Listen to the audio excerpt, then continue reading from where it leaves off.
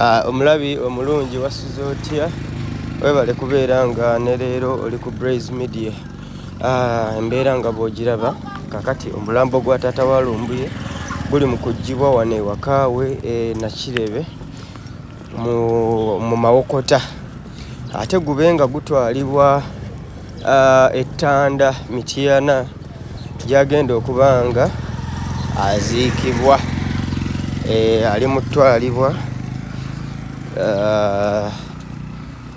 saawa ya kumuwerekera. Abantu bazze bayitirivu, basuzeewo ab'eŋŋanda, abadde n'abaana bayitirivu, ng'oggyeko Fred Lumbuye ate alina n'abaana abalala bangi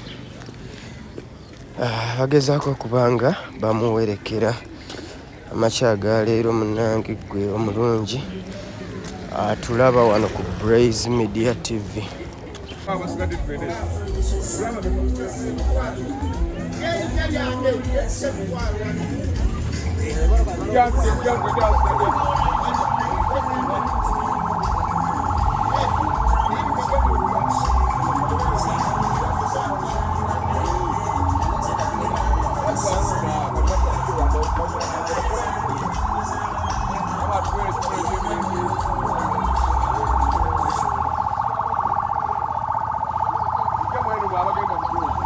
Omulabi omulungi wa Blaze Media nga bw'olaba embeera erimu ssaawa zino, omulambo gwa taata wa Lumbuye gutwalibwa ssaawa zino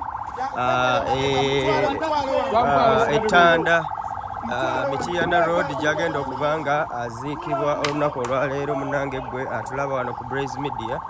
Weebale kubeera nga otwekumiddeko okuva gye twatandikidde okuwa updates zino. Omulabi waffe omulungi ali ku Blaze Media mbadde ngezaako okulaga nti mite oba bodde y'omugenzi taata wa Fred Lumbuye, omwami Nsumba Davis bw'atyo bw'atwaliddwa, emmotoka zisimbudde okuba nga bamutwala Tanda gy'agenda okugalamizibwa mu nnyumba ye ey'olubeerera. Bw'atyo bw'agenze, bw'atyo bw'asimbudde. Emmotoka mpitirivu nnyo, abantu bangi nnyo, mbeera ya bunnyogovu naye abantu basibiridde basobole okuba nga bawerekera.